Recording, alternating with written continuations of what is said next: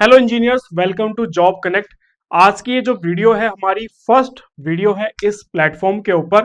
Platform का नाम है जॉब कनेक्ट और इस प्लेटफॉर्म पे आपको क्या क्या चीजें मिलने वाली हैं वो सब कुछ मैंने सॉलिट्यूड एजुकेशन वाली यूट्यूब चैनल पे जो मैंने वीडियो पोस्ट किया था उसमें मैंने डिटेल में बताया था कि जो हमारा ये प्लेटफॉर्म है जॉब कनेक्ट, इस पे क्या क्या चीजें जो है वो आपको मिलने वाली हैं। आप एक बार अगर चाहो तो वो वीडियो भी देख सकते हो, लिंक आपको वीडियो के डिस्क्रिप्शन में मिल जाएगा। तो शुरुआत करते हैं आज की इस वीडियो की।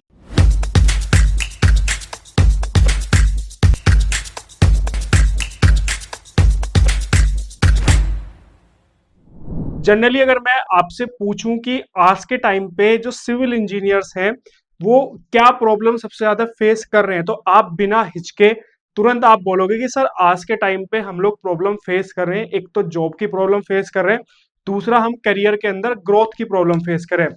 तो फर्स्ट जो प्रॉब्लम है वो क्या है? फर्स्ट प्रॉब्लम ये है कि जो कि एंट्री लेवल जॉब है उसकी सबसे बड़ी प्रॉब्लम है। और दूसरी प्रॉब्लम क्या है कि अगर आप जॉब कर रहे हैं, अगर आप क्या कर रहे हैं, आप जॉब कर रहे हैं तो आपको जो ग्रोथ मिलनी चाहिए वो ग्रोथ आपको नहीं मिल रही है। तो बेसिकली ये दो प्रॉब्लम ऐसी हैं जो हमने भी आइडेंटिफाई की और आप लोगों को भी खुद पता है कि इस तरह की प्रॉब्लम्स जो है आज के टाइम पे आप फेस कर रहे हो।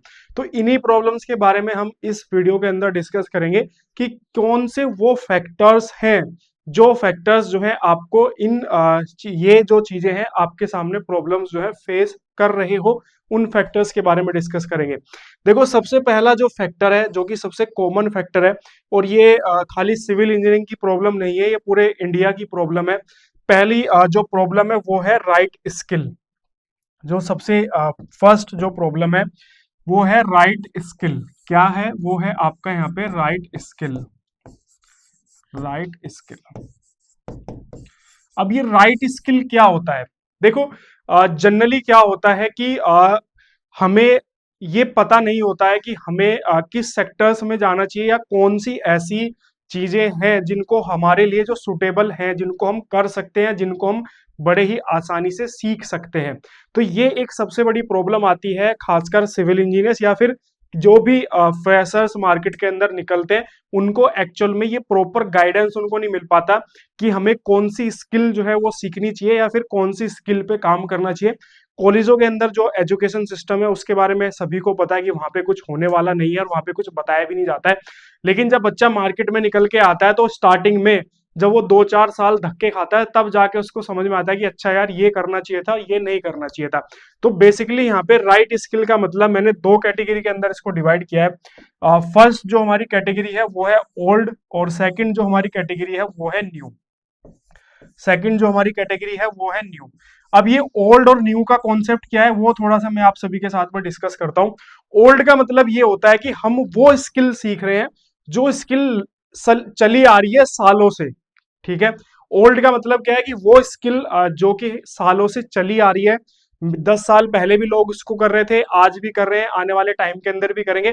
तो इस टाइप की जो स्किल होती है इनके अंदर आपको एक्सपोनेंशियल ग्रोथ नहीं मिलने वाली है, क्योंकि ये वो स्किल्स होती हैं जिनका टाइम जा चुका है, बस लोग इनको यूज कर रहे हैं। तो आपको भी इसमें मार्केट में जो है एक तरीके से अगर आप बोलो तो सेचुरेशन आ चुका है इन पर्टिकुलर कैटेगरीज के अंदर। तो जब हम इस तरह की कोई स्किल सीखते हैं तो हमें कोई एक्सपोनेंशियल ग्रोथ या जो एक सडन ग्रोथ जो हम एक्सपेक्ट करते हैं या फिर एक जो हाई सैलरी और वो सारी चीजें जो हमें इंटरनेट पे हम लोग देखते हैं वो हमें यहाँ पे नहीं मिलती है। सेकंड कैटेगरी आती है न्यू स्किल्स की। न्यू न्यू स्किल्स कौन सी स्किल्स होती हैं?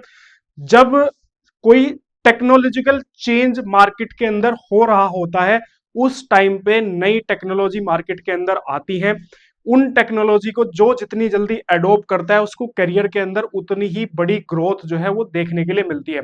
जैसे मैं अभी आपसे पूछूं कि अभी रिसेंट में क्या टेक्नोलॉजिकल चेंज हुआ है, तो आप सीधे बिना सोचे बोलोगे कि सर प्रेजेंट टाइम में एआई मार्केट के अंदर आया है। ठीक है।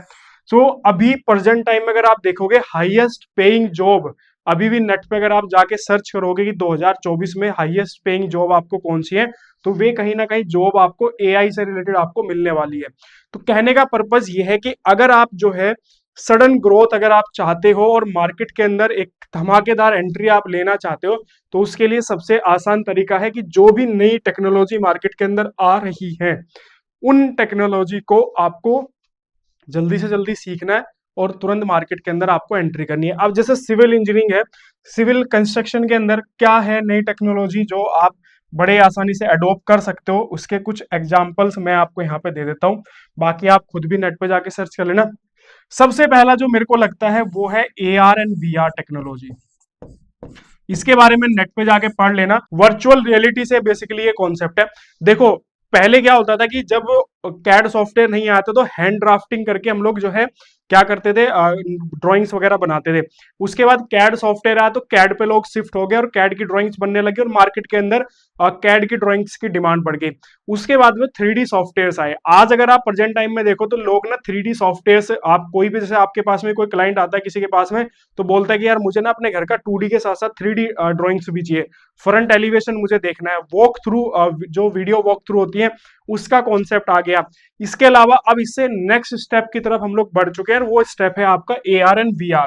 आज के टाइम में काफी सारी ऐसी आर्किटेक्चरल फर्म्स हैं, कंसल्टेंसी फर्म्स हैं जो कि AR VR पे शिफ्ट हो गए और वो अपने क्लाइंट्स को जो है रियल टाइम एक्सपीरियंस जो है वो प्रोवाइड करा रही है। फेसबुक का जो मेटा है, मेटा जो फेसबुक ने अपने आप का नाम रखा था, मेटा का कॉन्सेप्ट भी जो है वो आपका AR और VR टेक्नोलॉजी पे ही वर्क करता है। एप्पल का जो वो इन्फोविजन आया था वो भी AR और VR टेक्नोलॉजी पे ही डिपेंड था। तो आपको बेसिकली ये एक टेक्नोलॉजी है जो नई टेक्नोलॉजी है और कंस्ट्रक्शन के अंदर धीरे धीरे इसकी डिमांड बढ़ रही है। दूसरी अगर मैं बात करूं, दूसरी टेक्नोलॉजी है BIM। अगर आप रिसेंटली ट्रेंड देखोगे तो इंडिया की ज्यादातर कंपनी जो है धीरे धीरे जो है BIM की तरफ शिफ्ट हो रही है और वो अपना जो BIM को है जो है बड़ी रैपिडली जो है अडोप्ट किया जा रहा है इंडिया में भी और वर्ल्ड वाइड भी। जितने भी बड़े प्रोजेक्ट्स हैं वो सारे BIM के कॉन्सेप्ट पे जो है शिफ्ट हो रहे हैं। तो ये भी एक टेक्नोलॉजिकल चेंज है जो कि मार्केट के अंदर चल रहा है। अगर आप जितनी जल्दी इसको अडॉप्ट करोगे उतनी ही जल्दी आप अपने करियर के अंदर ऊंचाइयों पे जा सकते हैं। इसके बाद नेक्स्ट एक और यहाँ पे सिस्टम है, वो है कंप्यूटेशनल डिजाइन। क्या है आपका? कंप्यूटेशनल डिजाइंस, कंप्यूटेशनल डिजाइंस, ठीक है। मैं यहाँ पे स्पेलिंग लिख देता हूं, कंप्यूटेशनल डिजाइन, ठीक है।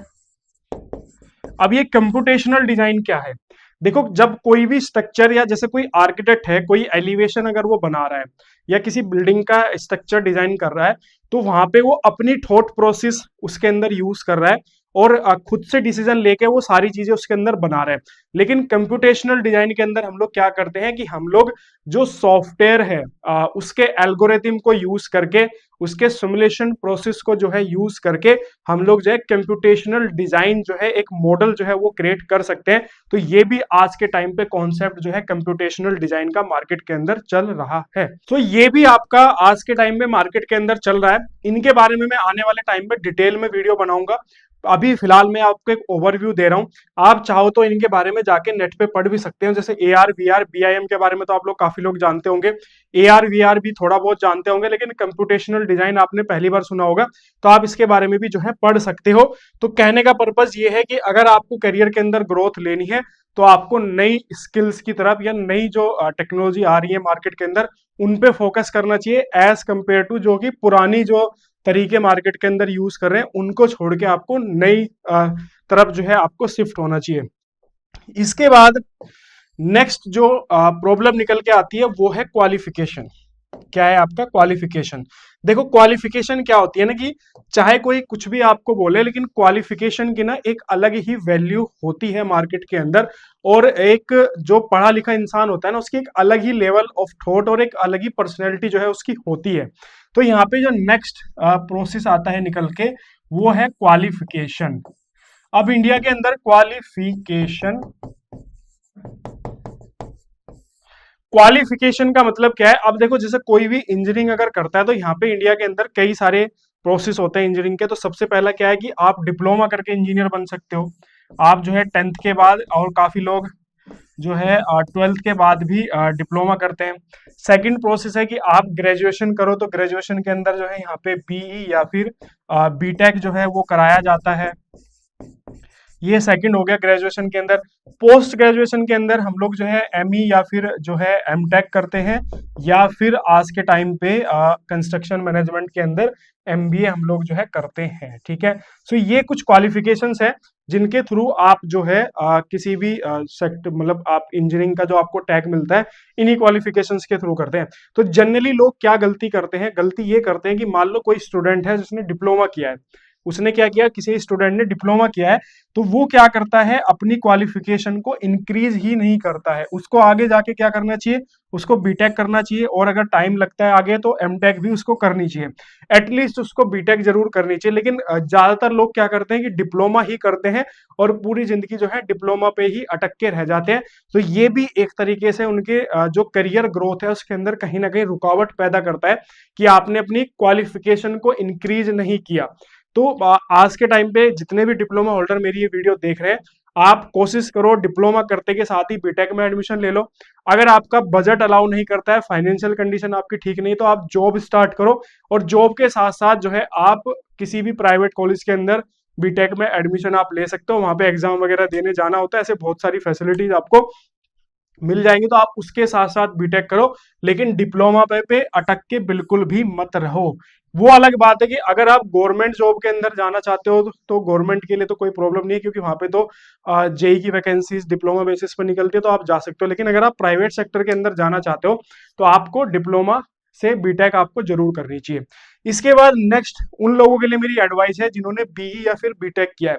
देखो, अगर आप भी ग्रोथ अपने करियर के अंदर चाहते हो तो आप भी किसी एक पर्टिकुलर क्वालिफिकेशन पे अटक के मत रह जाओ। बीटेक के बाद आपको या तो एमटेक या फिर एमबीए की तरफ आपको जाना चाहिए, क्योंकि स्पेशलाइजेशन जो होता है ना, वो जो स्पेशलिस्ट या जिसको एक्सपर्ट बोला जाता है, वो एक्सपर्टीज आपको इन्हीं दोनों क्वालिफिकेशन से मिलने वाली है। मान लो आपको स्ट्रक्चर में अपना करियर बनाना है, तो स्ट्रक्चर के लिए आपको एमटेक इन स्ट्रक्चर्स कंपलसरी है। आप बहुत सारी कंपनीज के अंदर देखोगे कि वहां पे एक क्राइटेरिया फिक्स कर देते हैं कि आपकी क्वालिफिकेशन जो है एमटेक होना चाहिए। आप स्ट्रक्चर्स के अंदर, आपको ट्रांसपोर्टेशन के अंदर अपना करियर बनाना है तो वहां पे ट्रांसपोर्टेशन इंजीनियरिंग के अंदर आपकी एमटेक होनी चाहिए। या आपको प्रोजेक्ट मैनेजमेंट के अंदर जाना है तो वहां पे क्वालिफिकेशन मेंशन कर देंगे कि प्लानिंग इंजीनियर है तो कम से कम एमबीए आपने किया हुआ कंस्ट्रक्शन मैनेजमेंट के अंदर। तो ये एक ऐसा प्रोसेस होता है जो कहीं ना कहीं आपकी ग्रोथ के अंदर रुकावट पैदा करता है, क्योंकि लोग क्या करते हैं कि जो एक क्वालिफिकेशन लेते हैं उसी क्वालिफिकेशन पे अटक के रह जाते हैं और फिर अपने करियर में ग्रोथ नहीं ले पाते हैं।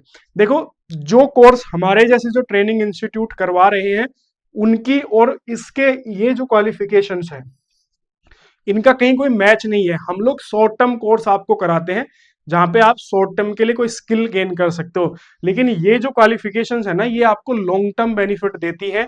और एक जो स्पेशलिस्ट, जो स्पेशलाइजेशन वाली जो फीलिंग होती है ना, वो इन्हीं क्वालिफिकेशन से आती है। आपने जैसे डॉक्टर्स देखा होगा, कोई एमबीबीएस किसी की क्वालिफिकेशन है, उसकी उतनी वैल्यू नहीं होती है, लेकिन किसी ने एमडी एमएस किया हुआ, उसकी अलग लेवल की अब जो है जो एक्सपर्टीज होती है वो भी अलग होती है, और उसकी जो मार्केट के अंदर डिमांड होती है वो भी काफी ज्यादा होती है। तो इसलिए आपको अपनी क्वालिफिकेशंस इंक्रीज करनी है अगर आप जो है करियर के अंदर ग्रोथ लेना चाहते हैं।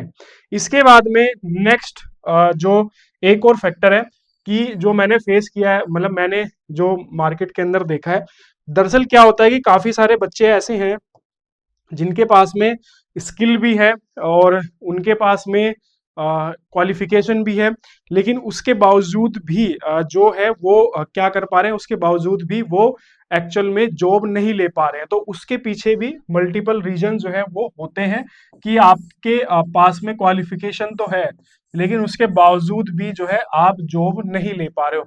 तो देखो, इस चीज का रिलेशन डायरेक्ट और इनडायरेक्ट कई फैक्टर्स के ऊपर डिपेंड करता है। पहला फैक्टर्स तो ये होता है कि भाई मार्केट के अंदर कुछ सेचुरेशन है, या मार्केट के अंदर कुछ ऐसी सिचुएशंस बनी हुई है कि मार्केट के अंदर जॉब्स नहीं है, या फिर नई जॉब्स जो है क्रिएट नहीं हो रही है। ऐसी सिचुएशन जो है मार्केट के अंदर टेम्परेरी बेसिस पे या फिर रेगुलर बेसिस पे जो है आती रहती है, ठीक है। जैसे हाईवे कंस्ट्रक्शन की मैं बात करूं, बरसात के टाइम पे हाईवे कंस्ट्रक्शन थोड़ा स्लो हो जाता है, तो उस टाइम पे नई वैकेंसीज हाईवे कंस्ट्रक्शन के अंदर आपको कम देखने के लिए मिलेंगी। तो ऐसे सीजनल, इंडिया के अंदर सीजनल भी बहुत सारी फैक्टर्स वर्क करते हैं जिनकी वजह से कहीं ना कहीं आपकी जॉब जो है वो इफेक्ट करती है। दूसरा तरीका क्या हो गया कि आप जो जॉब सर्च करने का जो आपका तरीका है वो आपका गलत है, या आपको एक्चुअल में वो मेथड ही नहीं पता है कि जिन मेथड को यूज करके आप एक्चुअल में जॉब जो है सर्च कर सकते हो। जैसे मैंने पहले भी सॉलिट्यूड एजुकेशन पे कई ऐसी वीडियो बनाई है, पॉडकास्ट में मैंने बताया कि कई बच्चे गलती क्या करते हैं कि जब वो जॉब अप्लाई करते हैं तो जॉब अप्लाई करने के बाद जॉब अप्लाई जब करते हैं तो वो पूरा कंपनी का जो डिस्क्रिप्शन है उसी को डिटेल में नहीं पढ़ते हैं, और बिना देखी जो है अप्लाई कर देते हैं, और उसके बाद में पता चलता है कि जो स्किल कंपनी मांग रही थी वो स्किल एक्चुअल में उनके पास में थी नहीं, और उन्होंने अप्लाई कर दिया, फिर वहां से रिजेक्शन मिलता है, तो फिर उनको जो है प्रॉब्लम्स जो है वो क्रिएट होती है। इसके अलावा काफी सारे बच्चे ये भी गलती करते हैं कि मान लो वो किसी XYZ कंपनी के अंदर प्रेजेंट टाइम में क्या कर रहे हैं, वो वर्क कर रहे हैं, ठीक है, और वहां पे वो खुश नहीं है, या उनकी सैलरी वहां पे नहीं बढ़ रही है, या उन्हें लग रहा है कि यहाँ पे मेरा कोई फ्यूचर नहीं है। वो क्या करते हैं कि वहां से जॉब छोड़ के और घर बैठ के जॉब सर्च करना स्टार्ट करते हैं। ये भी एक्चुअल में एक बहुत ही गलत प्रैक्टिस है। आप जब जॉब कर रहे हैं तो जॉब के साथ साथ आप जॉब सर्च कर सकते हैं, क्योंकि जब आप कहीं पे वर्किंग है, एक तो आपके पास जॉब है ऑलरेडी, तो वो मेंटली प्रेशर आपके ऊपर नहीं है, फाइनेंस की कोई प्रॉब्लम नहीं है क्योंकि आपकी सैलरी आ रही है। उस जब आप सारी चीजें छोड़ के जाते हैं मार्केट के अंदर में, तो अगर 2 4 6 महीने साल भर आपको जॉब नहीं मिली तो एक साइकोलॉजिकल प्रेशर भी आपके ऊपर बिल्ड होएगा, तो ये भी गलती आपको नहीं करनी है। इसके अलावा एक और जो मिस्टेक लोग मैंने बच्चों के अंदर देखा है, बच्चे ना नेटवर्क्स जो है वो बिल्ड नहीं करते हैं। तो आपको बेसिकली फोकस करना है नेटवर्क के ऊपर।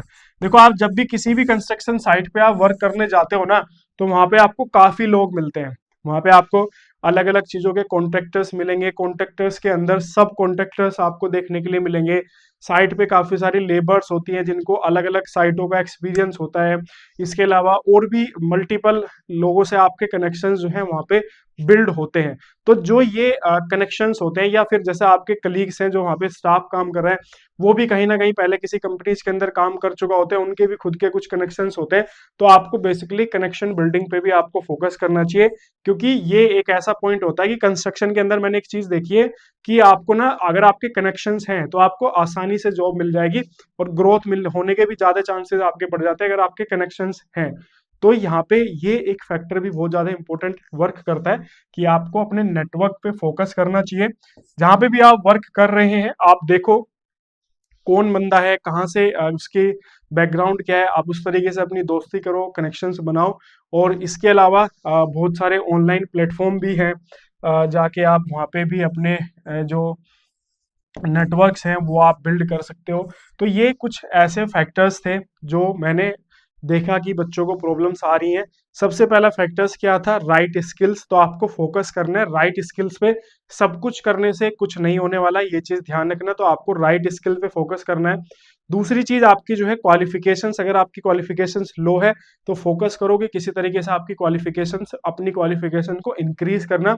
तीसरा, जो आपकी जॉब सर्च करने की जो स्ट्रेटेजी है उन पे आपको फोकस करना है, और उनके अंदर आपको इंप्रूवमेंट करना है कि आप क्या कर रहे हो, कहाँ आप गलती कर रहे हो, और कैसे उसके अंदर आप जो है इंप्रूवमेंट कर सकते हो। तो ये 3 फैक्टर्स थे जो आज की वीडियो के अंदर मैंने डिस्कस किए। आई होप आपको ये समझ में आए होंगे। इस चैनल पे हमारी ये फर्स्ट वीडियो थी, तो इस वीडियो को ज्यादा प्यार दो, इसको चैनल को सब्सक्राइब करो, साथ ही साथ वीडियो को शेयर करो, अपने ग्रुप्स में शेयर करो, ताकि हमारी जो वीडियोस है चैनल है उस पर सब्सक्राइबर्स आए। साथ ही साथ कोई भी डाउट कंफ्यूजन है तो कमेंट सेक्शन में जाके कमेंट करना, मैं पर्सनली आपको रिप्लाई करूंगा। और अगर आपको जॉब वगैरह चाहिए तो आप जॉब कनेक्ट की जो मोबाइल एप्लीकेशन है उसका लिंक वीडियो का डिस्क्रिप्शन में मिल जाएगा, डाउनलोड कर सकते हैं। मिलते हैं नेक्स्ट वीडियो के अंदर। Okay, thank you.